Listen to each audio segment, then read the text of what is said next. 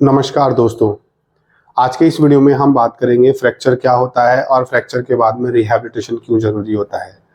अगर आपको या आपके किसी जानने वाले को फ्रैक्चर हुआ है तो यह वीडियो अंत तक ज़रूर देखें, क्योंकि इस वीडियो के ज़रिए आप फ्रैक्चर के सही स्टेप्स के बारे में जानेंगे।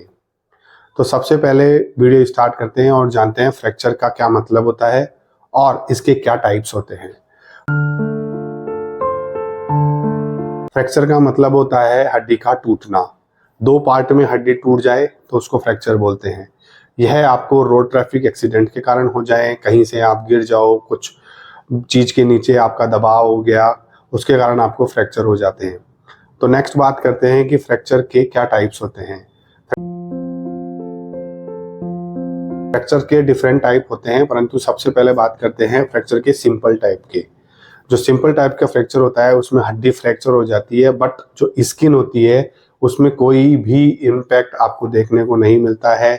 यह फ्रैक्चर आपका स्पाइरल हो सकता है, ट्रांसवर्स हो सकता है, सेगमेंटल फ्रैक्चर हो सकता है और किसी भी प्रकार की स्किन डैमेज आपको देखने को नहीं मिलता है। नेक्स्ट बात करते हैं कंपाउंड फ्रैक्चर।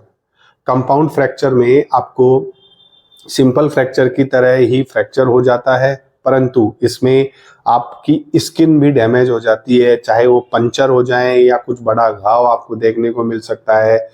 तो यह कंपाउंड फ्रैक्चर की कैटेगरी में आते हैं। इसमें आपको सेगमेंटल फ्रैक्चर, कम्युनिटेड फ्रैक्चर, जैसा कि बताया गया था कि स्पाइरल या ट्रांसफर किसी भी टाइप का फ्रैक्चर हो सकता है, प्लस साथ में वुंड भी हो तो उसको कंपाउंड फ्रैक्चर बोला जाता है। नेक्स्ट बात आती है स्ट्रेस फ्रैक्चर के बारे में। स्ट्रेस फ्रैक्चर का मतलब होता है कि किसी चीज पर रिपीटेटिवली दबाव आने से वहां जगह क्रैक्स या फ्रैक्चर हो जाए तो उसको स्ट्रेस फ्रैक्चर बोलते हैं।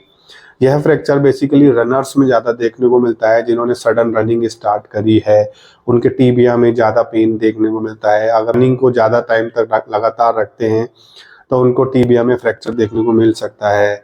यह फ्रैक्चर आप उनको देख सकते हैं जिनके ओल्ड एज पर्सन में नी पेन हो रहा है और पैर एकदम टेढ़े हो गए हैं। तो क्योंकि जब पूरा बॉडी का वेट घुटने पे नहीं आके अपर टीबिया पे आ रहा है तो टीबिया में आपको स्ट्रेस फ्रैक्चर देखने को मिल सकता है। तो अब बात करते हैं फ्रैक्चर के रिहैबिलिटेशन के बारे में कि फ्रैक्चर का रिहैबिलिटेशन क्यों जरूरी है। मान लीजिए आपको कोई फ्रैक्चर हो गया है, आपकी हड्डी जुड़ गई है या हड्डी जोड़ने का प्रोसेस स्टार्ट हो गया है। यह रिकवरी का एक फर्स्ट स्टेप ही होता है। अगर आपकी हड्डी जुड़ गई और आपको चलने फिर नहीं पा रहे हैं और जोड़ का मूवमेंट भी नहीं कर पा रहे हैं, तो क्या अपने आप को आप फिट मानेंगे, हेल्दी मानेंगे या फिर रिकवर मानेंगे? नहीं ना। तो इसलिए रिहैबिलिटेशन का बहुत ज़्यादा ज़रूरी है फ्रैक्चर की रिकवरी के लिए।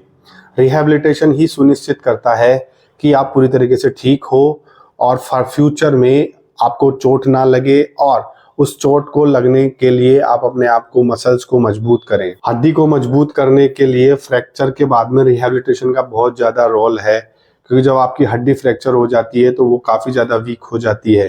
तो फिजियोथेरेपी और रिहैबिलिटेशन पार्ट को यूज़ करके आप अपनी हड्डियों को मजबूत कर सकते हैं।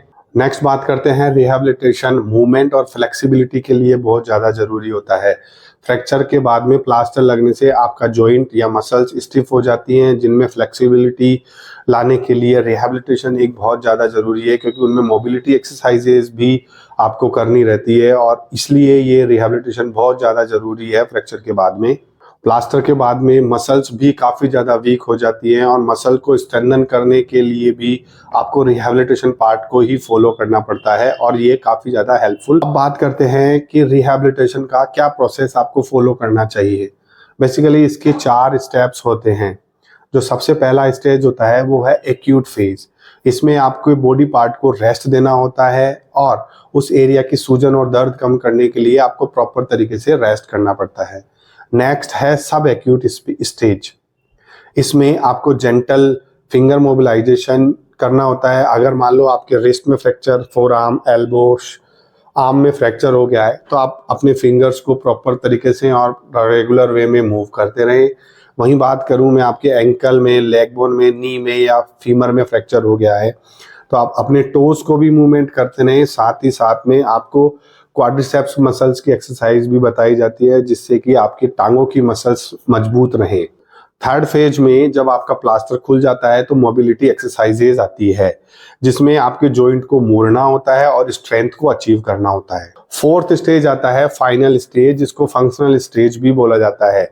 इसमें आपको फुल रिकवरी के लिए एडवांस एक्सरसाइजेज करनी होती है, जिससे कि आप अपनी पूरी रिकवरी अचीव कर सकें, पहले की तरह भाग सकें, पहले की तरह वेट उठा सकें और अदर एक्टिविटीज जो आप फ्रैक्चर से पहले कर पा रहे थे वो वापस से स्टार्ट कर सकें। अब बात करते हैं डाइट की और लाइफ स्टाइल की। तो फ्रैक्चर की रिकवरी के लिए कैल्शियम, विटामिन डी और प्रोटीन रिच डाइट आपको रेगुलर वे में लेनी होती है जब आपकी फ्रैक्चर हो जाता है। इसके लिए आप दूध से बनी चीजें, पत्तेदार सब्जियां, अंडे अभी खाते हैं तो अंडे और ड्राई फ्रूट्स आपको रेगुलर वे में ले, क्योंकि सही खान पान से आप अपनी हीलिंग को और ज़्यादा प्रमोट कर सकते हैं और अपने आप का विशेष ध्यान रख सकते हैं।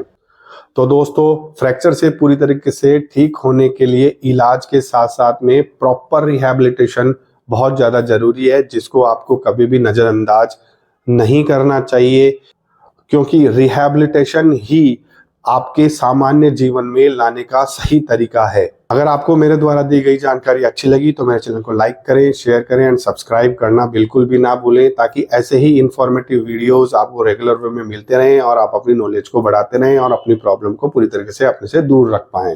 Thank you.